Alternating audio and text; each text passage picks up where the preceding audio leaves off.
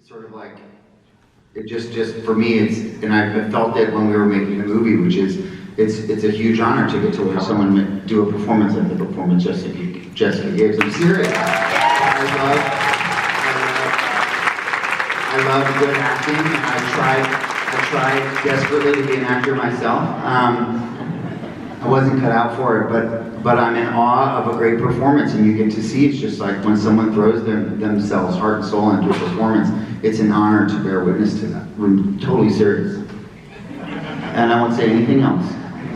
I'm emotional. Can't I be emotional? All right, that's it. Jessica, do you want to talk a little bit about how you prepared for the role? That was just, I don't know if I can talk yet. Okay, so sweet. So I just need a moment, maybe someone else can talk for a second. So, let's talk about recent advisors. How did you get involved with the project? And then I would love to hear about the adaptation. Well, Jessica and I have known each other for a very long time. We did a film together called Lawless. And when she brought this project to me, she had the rights to the doc. And I will do anything that she wants to do because she's brilliant.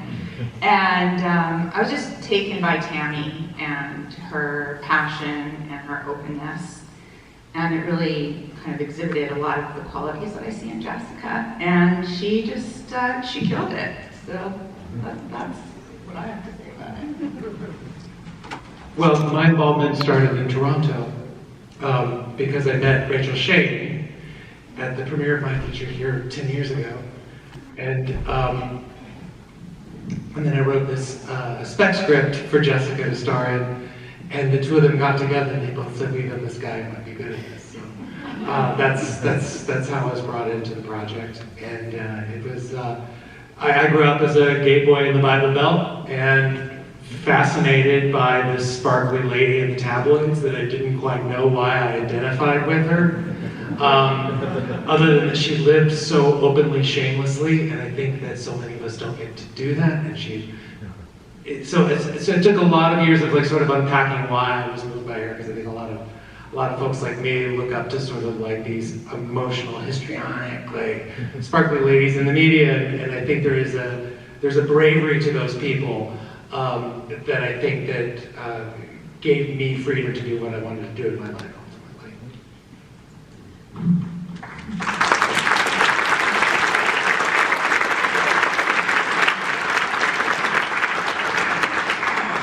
Jessica, so let's start. You saw the documentary maybe 10 years ago? Yeah, I was on the press tour for Zero Dark 30, and thank you.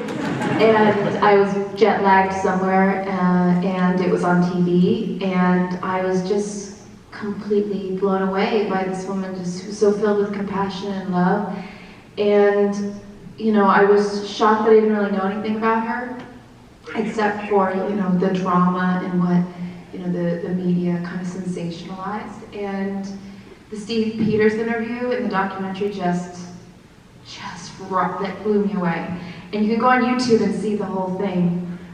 Steve and Tammy do that interview, and it's so profoundly beautiful and loving, and I just knew I had to be a part of telling her true story, because I felt like a large injustice was done to her, and how wonderful that there's a new generation that gets to meet her as she was. And how did you... I know the makeup and artists and the hairstylists are here. Amazing job.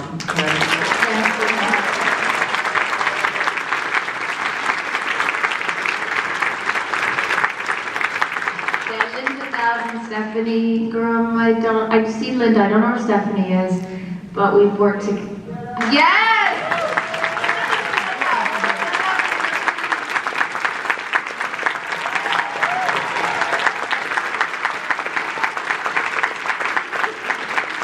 We've worked together for about a decade, actually. I met them in 2011, and we've done so many different things together, and I was terrified to jump into this part, and their expertise and guidance, and I just really felt safe with them, and I think it's brilliant what they created, and it helped me so much.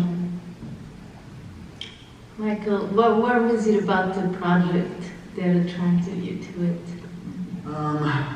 You know, in this very abstract way, I just felt like I mean, of course, wanting to, you know, to work with Jessica, and the idea of Jessica in this role, but was you know, the main thing, but also I do love the story. I mean, I have a just, you know, just starting with it is such an interesting story.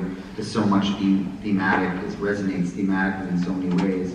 And then just, I don't know, it's this crazy world that I just loved the theatrical possibilities of it, the music, the costumes, the hair and the makeup, and the opportunity to show this sort of television within a movie, and so there were these just sort of like basic things about it that just attracted me to it.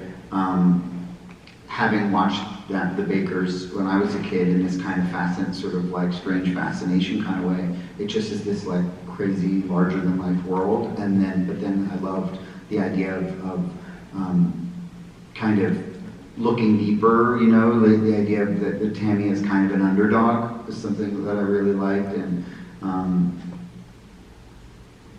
it just, I don't know, it just like I just could kind of see it in my head, and then beg them to let me direct. I think we reached out to you. I wish. But yeah. Right, let's open to the audience. Question there? Yeah. Well, congrats on such a wonderful film. It's great to be back in the theaters, and you know, it's the first two movies we're seeing as TIFF, post mid-pandemic. It's such a powerful, beautiful film. Congrats to you all. Michael, I'm wondering if you could speak a bit in particular about your progression from something like Wet Hot American Summer being summer camp, and the themes of culture and religion throughout your career. Tiny question. The themes of culture and religion throughout my career. I've learned in this process, this is going to be the worst answer ever. I've learned through this process that I don't, I'll try to give a more articulate answer to that. I don't know, I just, I mean, there are similarities. They both take place in the 80s, and they both, you know, there are these sort of, but it's, in a way, it's almost the same thing to me. It's like, I just remember that time, I remember how I felt. I think there's a feeling that I have that everybody deserves to be seen as a human being, and there, so I think, not that Wet Hot American Summer is a serious movie, but there is a theme running through it of be who you are, as sort of if anyone knows the movie very well, that is the mantra.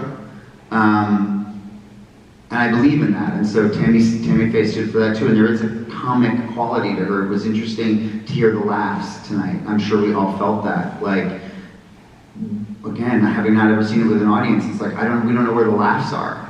And you're like, oh, that is kind of funny. Like, you see it, you're like, oh, you know what, that is kind of funny. Rachel was sitting next to me, and there were a few moments where I heard her laugh. I saw Abe cracking up a few times. And I find there's humor here too, but like for me, the transition that I've had, now to answer the second part, is to find humor in real life situations, and to sort of take the quotation marks off of it, and to try to find the humor in a more sincere way. It's just a new challenge.